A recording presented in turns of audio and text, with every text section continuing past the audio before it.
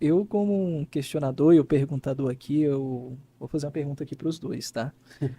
É, hoje, em média, são quantos internos no sistema masculino? Aqui em Brasília, no DF, tem uma média de 18 mil homens presos e na colmeia 600 mulheres, né? Eu Uhum. também, antes de vir para cá, dei uma olhada nos números Fez o nacionais, dever de casa, hein? né? E o Departamento Nacional aí que cuida dessa parte, ele coloca que 96% das pessoas privadas de liberdade são homens e só 4% são mulheres. E, assim, homens, a gente assiste jornal, a gente vê diariamente ali motivos variados. Mas é difícil a gente ouvir falar da mulher, ou que a mulher comete crime, né? Se a gente fosse se basear no jornal, só homem que comete crime, né? Uhum. Qual é o tipo de perfil, geralmente, qual é o tipo do histórico das mulheres as quais estão inseridas hoje no sistema que vocês fazem parte? Legal. Todos os anos a gente passa um formulário, né, para levantar esses dados. Então, nesse formulário tem idade, como entrou no crime, é, escolaridade, né? E a gente percebe que o perfil delas são pessoas que estiveram ali sem estrutura familiar, né? Que passaram por vários tipos de violência. A gente tem essa pergunta, Uhum. se teve algum tipo de violência e qual, né? Então, a maioria responde todas. Violência sexual, violência física, violência patrimonial. São pessoas de baixíssima escolaridade, né? De uma classe social muito baixa também. Então, são pessoas que não tiveram, mulheres que não tiveram acesso mesmo, não tiveram oportunidades. Entendi. E nesse ciclo, elas estando é, ali privadas, né, de liberdade, qual percentual são mães? 80% delas são mães. E aí, quando a gente fala de encarceramento feminino, a gente fala de encarceramento familiar, porque a maioria delas era chefe de família, né? Sim. A maioria delas era o muro de arrimo que fala, né? Então, quando essa mulher vai presa, com quem ficam os filhos, Uhum. né?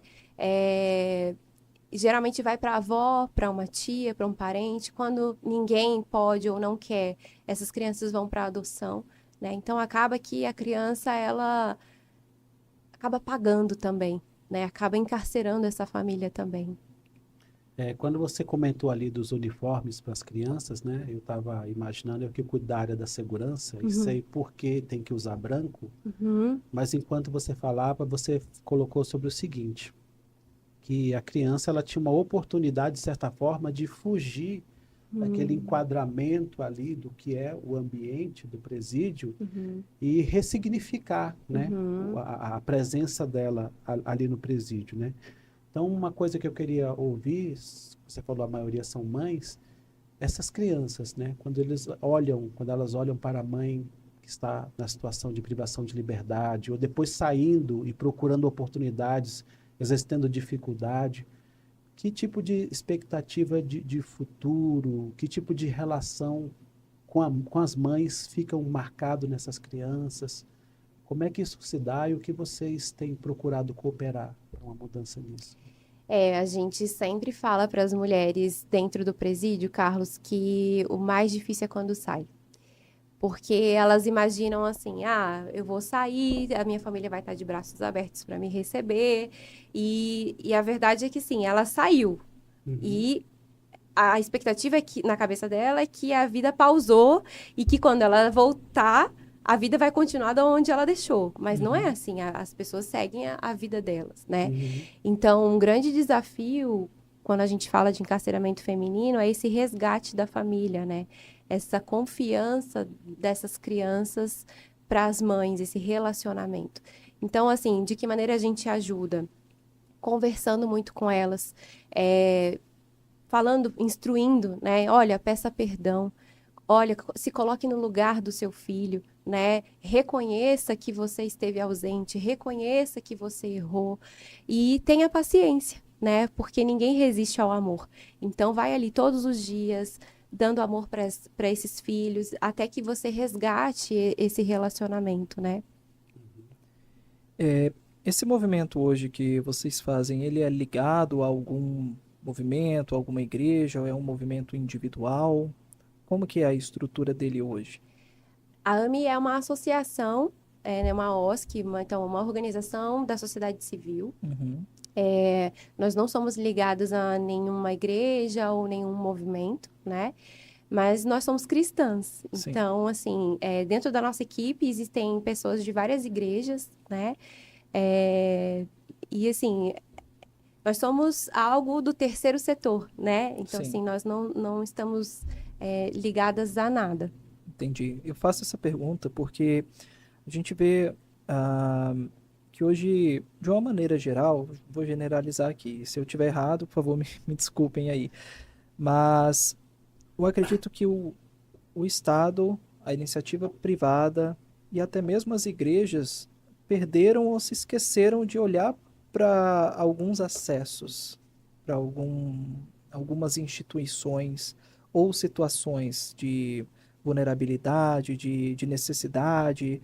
Então a gente vê muitas pessoas fazendo mesmo esse trabalho de levar cobertor para quem está na rua, levar comida para quem está na rua, atuar em um presídio, atuar em enfim, nas necessidades básicas, né, que a sociedade tem. Uhum, Se alguém que está ouvindo isso aqui uhum, e tiver o coração, seja para ajudar, colaborar, se candidatar para um voluntariado, uhum. a gente vai deixar as redes sociais aqui embaixo, no vídeo e tudo mais, todo o contato do pessoal do AME, mas se tem alguma limitação de idade, de gênero, se eu posso colaborar só financeiramente, ou se eu não tenho como colaborar financeiramente, mas eu tenho um coração para me doar, como que é feito esse processo? Tem abertura para isso? Claro, com certeza. Então, existem várias formas da pessoa participar da AME, né? Então, seja sendo um doador, né, através do apadrinhamento. Não existe uma limitação de, só mulher, né? Porque a gente Uhum. recebe muito essa pergunta. Como Aham. a gente atua com as mulheres, tem que ser mulher? Não, não tem, né? A gente tem vários padrinhos, homens, e a pessoa pode, por exemplo, eu sou empresário, tenho uma empresa, então existe essa parceria também, né? Então a gente Uhum. tem três formas de parceria. Tem aqueles que são patrocinadores, empresas patrocinadoras que doam mensalmente um recurso financeiro. Outros são apoiadores, então, em algum tipo de ação quer doar um produto ou um serviço, como, por exemplo, bolos do Flávio, né? Então, a gente tem uma ação e eles doam alguns bolos, né? Já Uhum. aconteceu de um salão de beleza doar serviço, eles foram lá no Setembro Amarelo, nessa visão do autocuidado e cortaram cabelo, fizeram a unha das mulheres, né? Uhum. Então, existe o patrocinador, apoiador e também parceiros. Que são parceiros? São quando essa empresa, ela doa uma expertise. Então, por exemplo, a Microsoft é uma parceira da AME, e ela doa uma plataforma, né? Que é a plataforma Escola do Trabalhador, em Legal. que hoje, muito legal, começou como um desejo mesmo. Então, uma executiva da Microsoft entrou em contato com a gente e falou: olha, o que vocês fazem na AME tem muito a ver com o propósito da Microsoft, né? Que é gerar transformação através da tecnologia.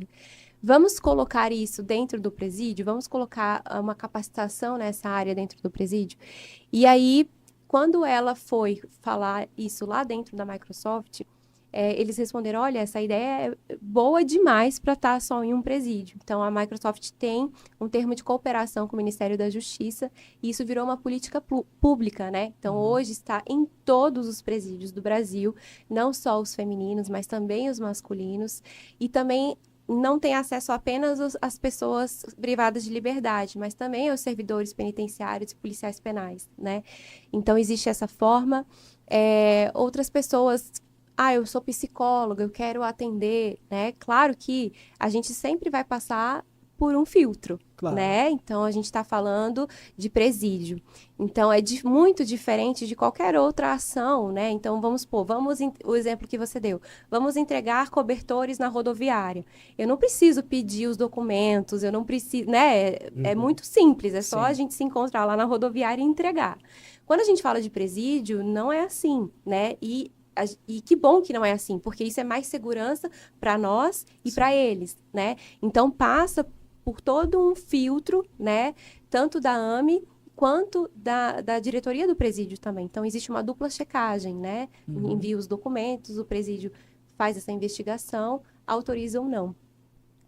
E você falando de parceria, só aproveitando a pergunta dele, né? Assim, acho que já ficou mais ou menos claro, mas assim, só para cavar especificamente, e se tem uma pessoa que olha para o trabalho de vocês e fala, poxa, isso é relevante para a sociedade.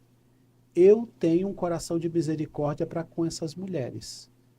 Mas eu não sou de confissão cristã. E até não tenho muito interesse na confissão cristã. Por ter misericórdia dessas mulheres e por ter com que cooperar, eu sou aceito para cooperar com a AME, para trabalhar com a AME, né? Pessoas que pensam sobre isso, o que vocês têm a dizer? Com certeza, só entre em contato com a gente. A gente quer o coração, né? Se a pessoa tem esse olhar de misericórdia, se ela quer fazer parte, se ela acredita naquilo que nós estamos fazendo, ela já está dentro. Não existe essa limitação, assim. Inclusive, a gente tem, sabe, Carlos, algumas madrinhas que são de outras religiões e para nós não é um limitador.